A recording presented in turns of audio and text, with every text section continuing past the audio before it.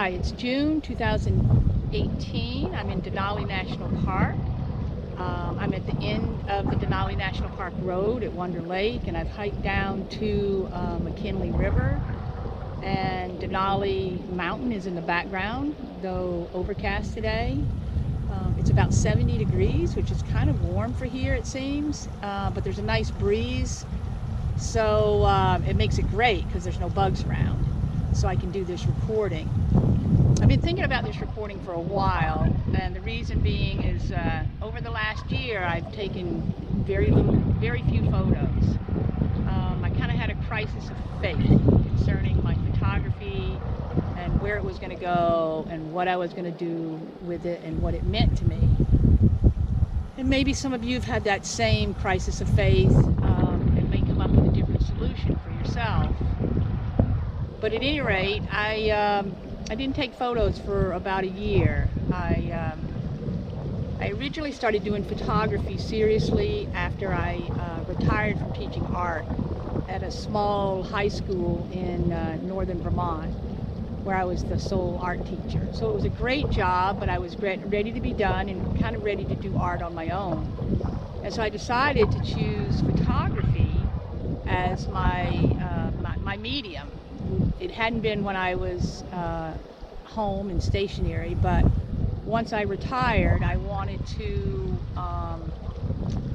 be able to travel and to be able to combine a lot of the things that I love about this planet. And what I wanted to combine is I love nature, I love being outdoors, I love travel, and I thought photography would make a perfect fit for me because it could combine all three, and I could just have it with me all the time. So my studio traveled with me no matter where I was, and I could be creative no matter where I was. And that worked great. I traveled extensively, or at least extensively as one can, that has a spouse and a home and animals to take care of and such as that. But I traveled as much as I could and could afford. And after about 5 years of steady travel and steady photography, I decided to mount a show. So I contacted my local gallery, and I took a year to create this show, and I worked really hard at it. I tried to have all kinds of different variety of shots in there: landscapes, nightscapes, macro, nature photography, infrared, anyway, all of it that I could think of. And I blew them up really big and spent quite a bit of money to make the presentation look as artfully done as I could. And the turnout was great, and I got great response from it. And even people, this one woman I didn't even know, which makes a difference, it wasn't a friend, came up to me and said, you know, I'm not usually a fan of photography, but I really liked your stuff. And, you know, people say, oh, I really want to buy that one, or I love that one, I know where I could put that one, and this, that, and the other. And not one thing sold. Not one thing sold. And I was pretty devastated. I had not planned to make a killing, but I had hoped to at least recoup my cost and maybe make a little. When I started photography after I retired, my goals were pretty modest. I only wanted to make $2,000 or $3,000 a year to maybe cover new gear, to help fund some. Sorry, people are coming, so I'm going to shut that off.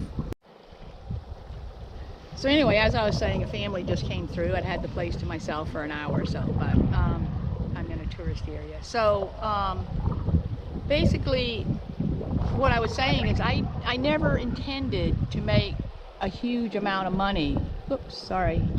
With my I never intended to make a huge amount of money with my photography. If I could make $2,000 or $3,000 to pay for my equipment, to maybe help fund a trip, I was excited. And I've tried all kinds of things: stock photography, submitting things to magazines, and like I said, I mounted that show. I've got stuff online at different sites, and I've gotten good responses. But as you know, I mean, everybody that comes on vacation now has amazing equipment, and yeah, it's hard to make a living. And I know that from what I've read from the professionals, that most of them make the bulk of their money from teaching or doing workshops. Probably 80–90% of their income comes from that, and very little comes from the sale of prints.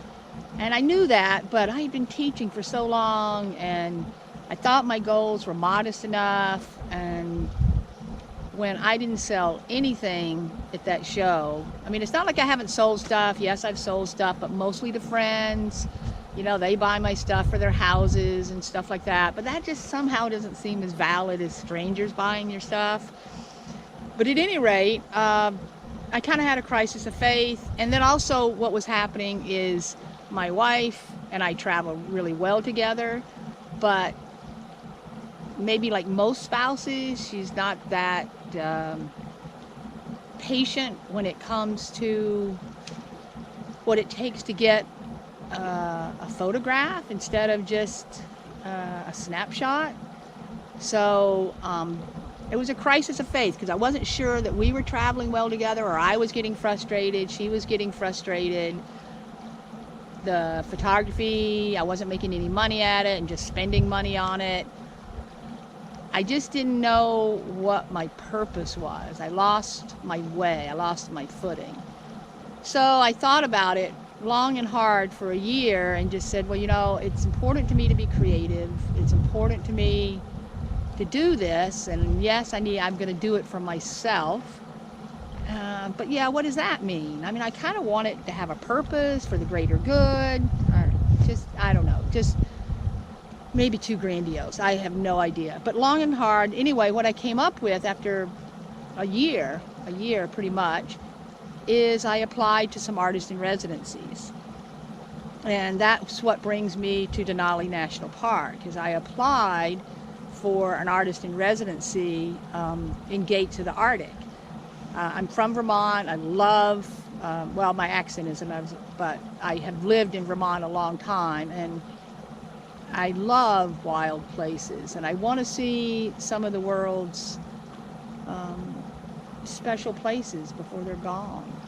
So anyway, I applied to Gates of the Arctic, and I got accepted as their artist in residency. So I came to Denali for a week, because I've never been to Alaska at all. And then next week we'll fly up, and we're going to fly up way up north to almost to the Anwar, just south of Anwar, about a couple hundred miles. So it's in the northeast corner. It's called the Keelik River, and I'm helping the entomologists here shoot pollinators. I'm not a bug shooter, but I didn't care. I have macro lenses, I have the equipment, I just haven't done it. I mean, I practiced before I came, but I didn't care, I just wanted to go. And one of the reasons I think I got accepted was they were like, what do you want to do with your equipment? And I was like, I mean, what do you want to do with your prints or your images once they're complete? And I said, I just want, if I can create some good for the park, if I can create a video, if I can create photos or prints that can be used to promote and protect the park, I will be really happy with that. After that adventure up north, that artist in residency up north, then I'm actually connecting with the same entomologist from Denali, and I'm going to go down to Wrangell, St. Elias for a week and photograph like new species of bumblebees, if we can find it, that they're hoping to get.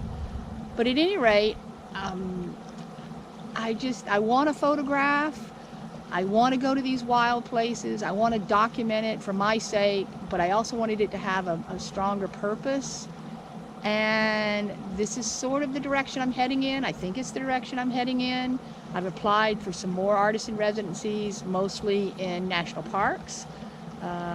Badlands, Chilkoot Pass, Glacier, and if I can do stuff to promote the park, then I will be happy with that.